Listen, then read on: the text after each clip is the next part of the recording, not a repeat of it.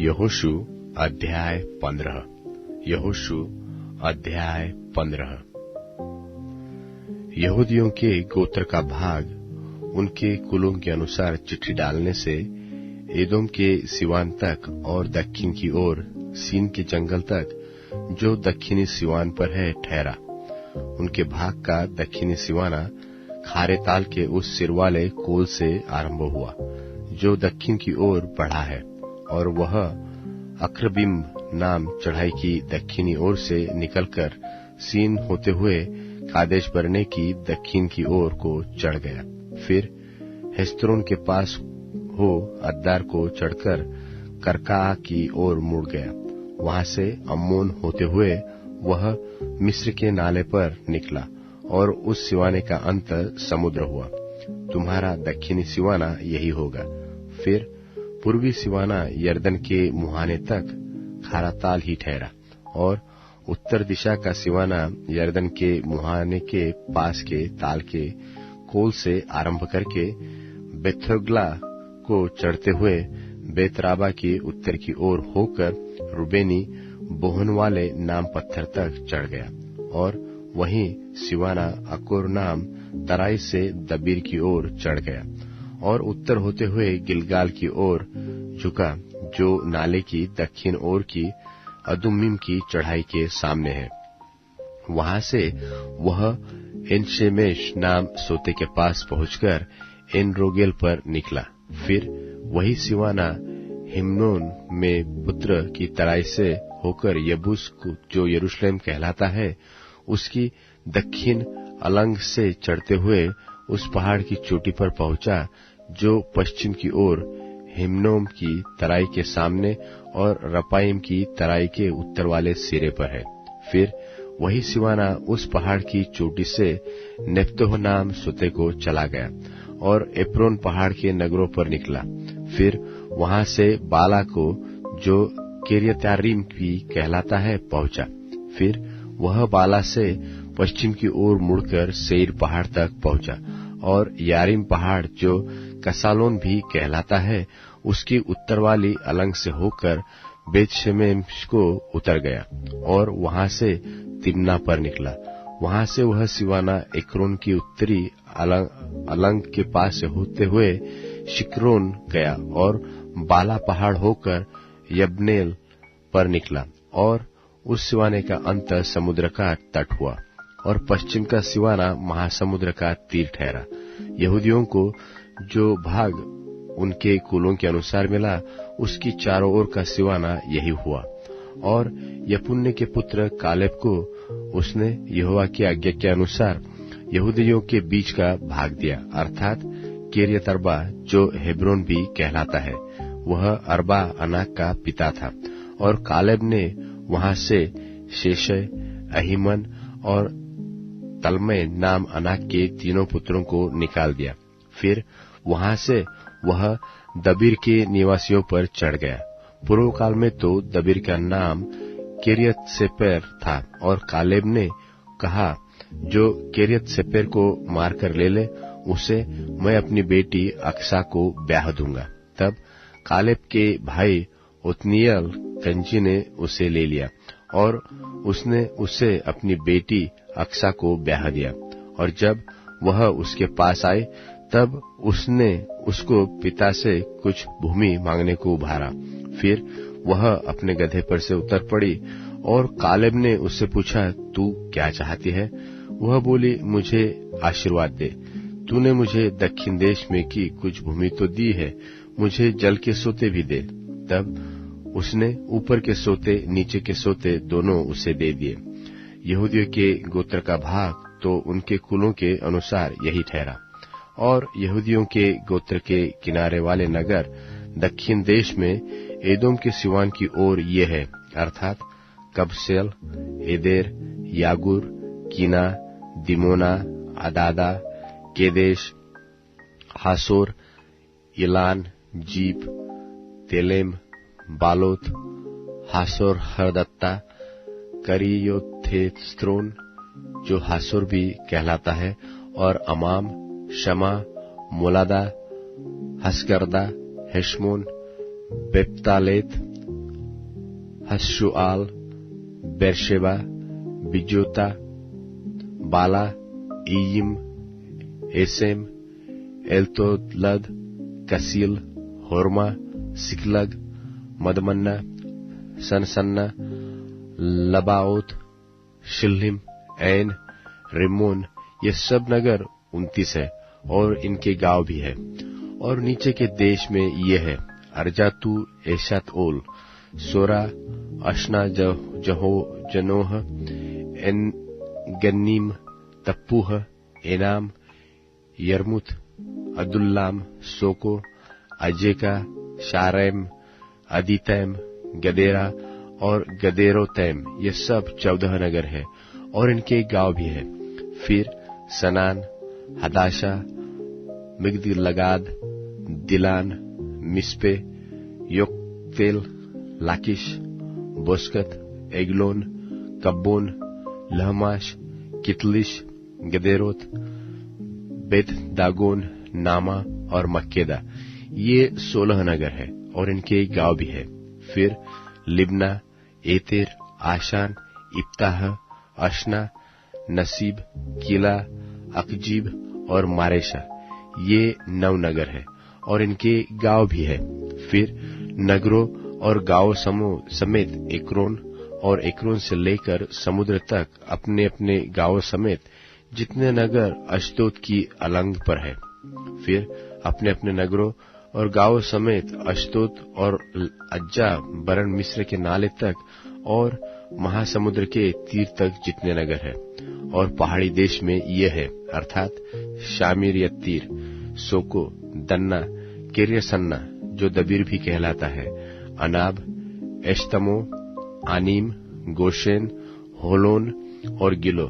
ये 11 नगर है और इनके गांव भी है। फिर अराब, दुमा, एशान, यानीम, बेतपूह, अपेका, हुमता, केरेतरबा जो हेब्रोन भी कहलाता है और सियोर। ये 9 नगर है और इनके गांव भी है। फिर माओन, करमेल, jeep, Utah, Israel, Jokdeam, जनोह, can, गिबा और तिम्ना। ये 10 नगर है और इनके गांव भी है। फिर हलहुल, बेतसुर, गदोर, मरात, बेतनोत और एलतकोन। ये 6 नगर है और इनके गांव भी है। फिर किरियतबाल जो किरियतवारीम भी कहलाता है और रब्बा। ये 2 नगर है और इनके भी गांव है। और जंगल में ये नगर है अर्थात बेतराबा, मिद्दीन, सकाका, निबशान, लोनवाला नगर और एनगदी। ये 6 नगर है और इनके गांव भी है। यरूशलेम के निवासी यबूसियों को यहूदी न निकाल सके, इसलिए आज के दिन तक यबूसी यहूदियों के संग यरूशलेम में रहते हैं। यहोशू अध्याय 16। यहोशू अध्याय 16। फिर यूसुफ की संतान का भाग चिट्ठी डालने से ठहराया गया। उनका सिवाना यरीहो के पास की यरदन नदी से अर्थात पूर्व की ओर यरीहो के जल से आरंभ होकर उस पहाड़ी देश से होते हुए जो जंगल में है बेतेल को पहुंचा।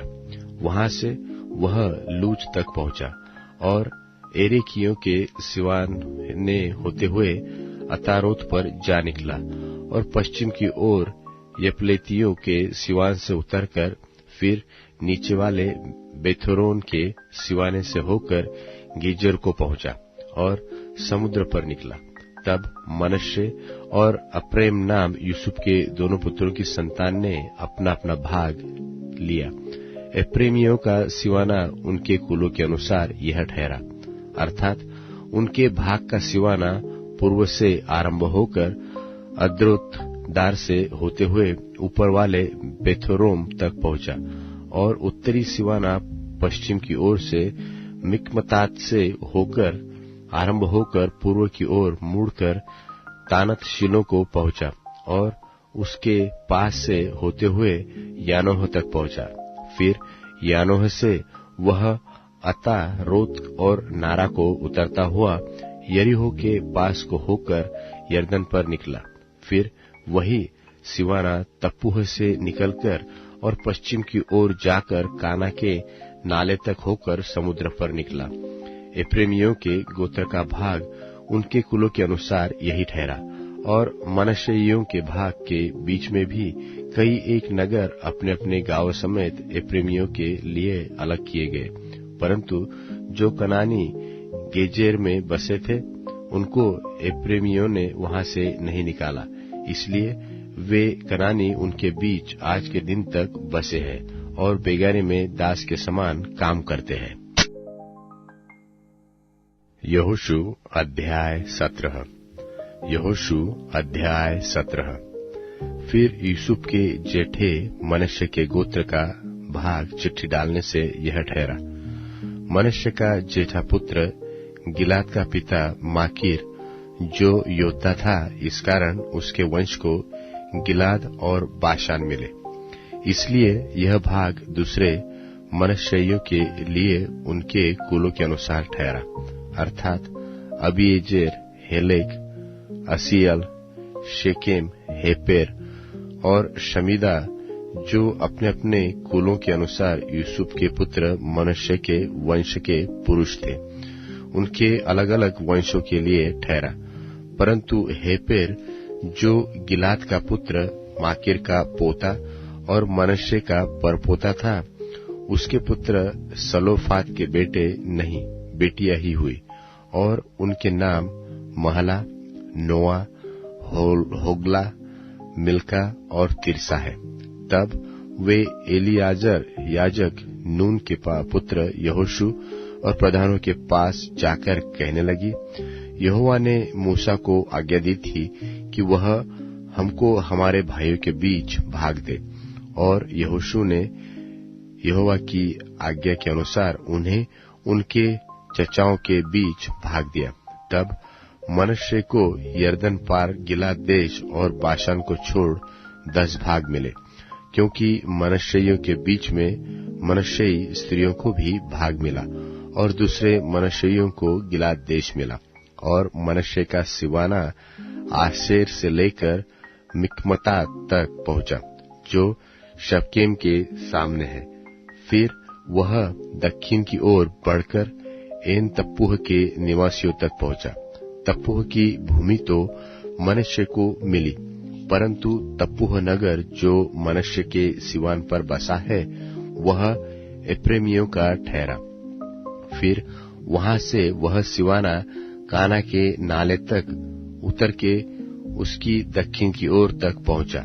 ये नगर यद्यपि मनश्शे के नगरों के बीच में थे, तो भी एप्रैम के ठहरे, और मनश्शे का सिवाना उस नाले की उत्तर की ओर से जाकर समुद्र पर निकला।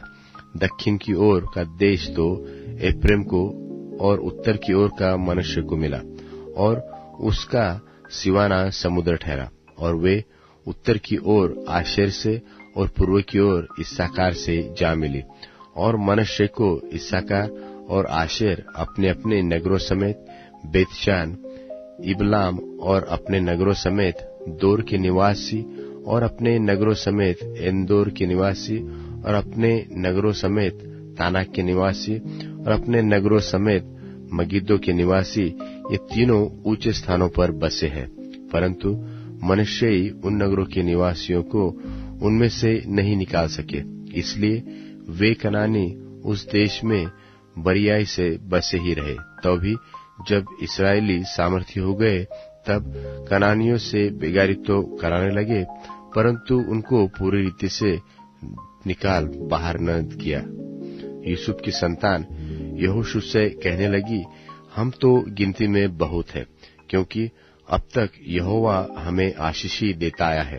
फिर तू हमारे भाग के लिए चिट्ठी डालकर क्यों एक ही अंश दिया है? यहोशू ने उनसे कहा कि तुम गिनती में बहुत हो, और एप्रैम का पहाड़ी देश तुम्हारे लिए छोटा हो, तो परिज्जियों और रपाइयों का देश जो जंगल है, उसमें जाकर पेड़ों को काट डालो। यूसुफ की संतान ने कहा, वह पहाड़ी देश हमारे लिए छोटा है, और क्या बेतशान और उसके नगरों में रहने वाले, क्या इस्राएल की तराई में रहने वाले जितने कनानी नीचे के देश में रहते हैं, उन सबों के पास लोहे के रथ है। फिर यहोशू ने क्या एप्रेमी, क्या मनश्शे अर्थात यूसुफ के सारे घराने से कहा, हाँ, तुम लोग तो गिनती में बहुत हो और तुम्हारी बड़ी सामर्थ्य भी है, इसलिए तुमको केवल एक ही भाग न मिलेगा।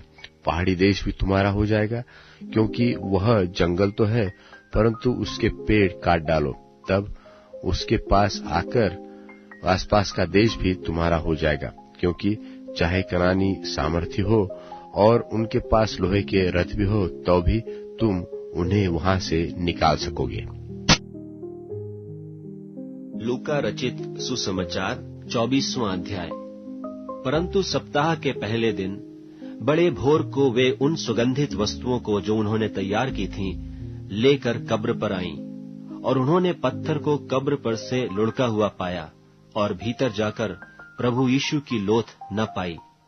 जब वे इस बात से भौचक्की हो रही थीं, तो देखो 2 पुरुष झलकते वस्त्र पहने हुए उनके पास आ खड़े हुए। जब वे डर गईं और धरती की ओर मुंह झुकाए रहीं, तो उन्होंने उनसे कहा, तुम जीवते को मरे हुओं में क्यों ढूंढती हो? वह यहाँ नहीं, परंतु जी उठा है। स्मरण करो कि उसने गलील में रहते हुए तुमसे कहा था कि अवश्य है कि मनुष्य का पुत्र पापियों के हाथ में पकड़वाया जाए और क्रूस पर चढ़ाया जाए और तीसरे दिन जी उठे। तब उसकी बातें उनको स्मरण आईं, और कब्र से लौटकर उन्होंने उन 11 को और सबको ये सब बातें कह सुनाई। जिन्होंने प्रेरितों से ये बातें कहीं, वे मरियम मगदलीनी और यूहन्ना और याकूब की माता मरियम और उनके साथ की और स्त्रियां भी थीं। परंतु उनकी बातें उन्हें कहानी सी समझ पड़ी और उन्होंने उनकी प्रतीति न की। तब पतरस उठकर कब्र पर दौड़ गया और झुककर केवल कपड़े पड़े देखे, और जो हुआ था उससे अचंभा करता हुआ अपने घर चला गया। देखो, उसी दिन उनमें से 2 जन इम्माउस नाम एक गांव को जा रहे थे, जो यरूशलेम से कोई 7 मील की दूरी पर था, और वे इन सब बातों पर जो हुई थीं आपस में बातचीत करते जा रहे थे। और जब वे आपस में बातचीत और पूछपाछ कर रहे थे, तो यीशु आप पास आकर उनके साथ हो लिया, परंतु उनकी आंखें ऐसी बंद कर दी गई थीं कि उसे पहचान न सके।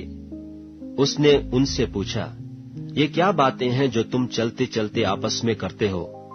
वे उदास से खड़े रह गए। यह सुनकर उनमें से क्लियोपास नाम एक व्यक्ति ने कहा, क्या तू यरूशलेम में अकेला परदेशी है, जो नहीं जानता कि इन दिनों में उसमें क्या क्या हुआ है? उसने उनसे पूछा, कौन सी बातें? उन्होंने उससे कहा, यीशु नासरी के विषय में जो परमेश्वर और सब लोगों के निकट काम और वचन में सामर्थी भविष्यवक्ता था, और महायाजकों और हमारे सरदारों ने उसे पकड़वा दिया कि उस पर मृत्यु की आज्ञा दी जाए और उसे क्रूस पर चढ़वाया। परंतु हमें आशा थी कि यही इस्राएल को छुटकारा देगा, और इन सब बातों के सिवाय इस घटना को हुए 3रा दिन है। और हम में से कई स्त्रियों ने भी हमें आश्चर्य में डाल दिया है, जो भोर को कब्र पर गई थीं, और जब उसकी लोथ न पाई, तो यह कहती हुई आई कि हमने स्वर्गदूतों का दर्शन पाया, जिन्होंने कहा कि वह जीवित है। तब हमारे साथियों में से कई एक कब्र पर गए, और जैसा स्त्रियों ने कहा था वैसा ही पाया, परंतु उसको न देखा। तब उसने उनसे कहा, हे निर्बुद्धियों और भविष्यद्वक्ताओं की सब बातों पर विश्वास करने में मंदमतियों, क्या अवश्य न था कि मसीह ये दुख उठाकर अपनी महिमा में प्रवेश करे? तब उसने मूसा से और सब भविष्यद्वक्ताओं से आरंभ करके सारे पवित्र शास्त्रों में से अपने विषय में की बातों का अर्थ उन्हें समझा दिया। इतने में वे उस गांव के पास पहुंचे जहां वे जा रहे थे, और उसके ढंग से ऐसा जान पड़ा कि वह आगे बढ़ा चाहता है, परंतु उन्होंने यह कहकर उसे रोका कि हमारे साथ रह, क्योंकि संध्या हो चली है और दिन अब बहुत ढल गया है। तब वह उनके साथ रहने के लिए भीतर गया। जब वह उनके साथ भोजन करने बैठा, तो उसने रोटी लेकर धन्यवाद किया और उसे तोड़कर उनको देने लगा। तब उनकी आंखें खुल गईं और उन्होंने उसे पहचान लिया, और वह उनकी आंखों से छिप गया उन्होंने आपस में कहा, जब वह मार्ग में हमसे बातें करता था और पवित्र शास्त्र का अर्थ हमें समझाता था, तो क्या हमारे मन में उत्तेजना न उत्पन्न हुई? वे उसी घड़ी उठकर यरूशलेम को लौट गए और उन 11 और उनके साथियों को इकट्ठे पाया। वे कहते थे, प्रभु सचमुच जी उठा है और शमौन को दिखाई दिया है। तब उन्होंने मार्ग की बातें उन्हें बता दी और यह भी कि उन्होंने उससे रोटी तोड़ते समय क्यों कर पहचाना। वे ये बातें कह ही रहे थे कि वह आप ही उनके बीच में आ खड़ा हुआ और उनसे कहा, तुम्हें शांति मिले। परंतु वे घबरा गए और डर गए और समझे कि हम किसी भूत को देखते हैं। उसने उनसे कहा, क्यों घबराते हो और तुम्हारे मन में क्यों संदेह उठते हैं? मेरे हाथ और मेरे पांव को देखो कि मैं वही हूँ। मुझे छू कर देखो, क्योंकि आत्मा के हड्डी मांस नहीं होता जैसा मुझ में देखते हो। यह कहकर उसने उन्हें अपने हाथ पांव दिखाए। जब आनंद के मारे उनको प्रतीति न हुई और आश्चर्य करते थे, तो उसने उनसे पूछा, क्या यहाँ तुम्हारे पास कुछ भोजन है? उन्होंने उसे भुनी मछली का टुकड़ा दिया। उसने लेकर उनके सामने खाया। फिर उसने उनसे कहा, ये मेरी वे बातें हैं जो मैंने तुम्हारे साथ रहते हुए तुमसे कही थीं, कि अवश्य है कि जितनी बातें मूसा की व्यवस्था और भविष्यद्वक्ताओं और भजनों की पुस्तकों में मेरे विषय में लिखी हैं, सब पूरी हों। तब उसने पवित्र शास्त्र बूझने के लिए उनकी समझ खोल दी और उनसे कहा, यूं लिखा है कि मसीह दुख उठाएगा और तीसरे दिन मरे हुओं में से जी उठेगा और यरूशलेम से लेकर सब जातियों में मन फिराव का और पापों की क्षमा का प्रचार उसी के नाम से किया जाएगा। तुम इन सब बातों के गवाह हो। और देखो, जिसकी प्रतिज्ञा मेरे पिता ने की है, मैं उसको तुम पर उतारूंगा, और जब तक स्वर्ग से सामर्थ न पाओ, तब तक तुम इसी नगर में ठहरे रहो। तब वह उन्हें बैतनिय्याह तक बाहर ले गया और अपने हाथ उठाकर उन्हें आशीष दी, और उन्हें आशीष देते हुए वह उनसे अलग हो गया और स्वर्ग पर उठा लिया गया। और वे उसको दंडवत करके बड़े आनंद से यरूशलेम को लौट गए और लगातार मंदिर में उपस्थित होकर परमेश्वर की स्तुति किया करते थे।